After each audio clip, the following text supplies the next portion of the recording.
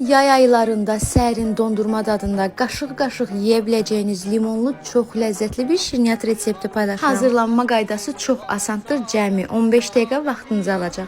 Qaba 3 ədəd yumurtanın sarısı və 4 xörək qaşığı şəkər tozu əlavə edib qarışdırıb, qazın üzərində bermari üsulu ilə şəkər tozu tam əriyənə qədər gözləyirik. Daha sonra tam soyudub üzərinə nişasta və vanil əlavə edib mikserlə ağarana qədər qarışdırırıq. Kreminin ləzzətli və dondurma dadında alınması üçün labne pendirindən istifadə etdim.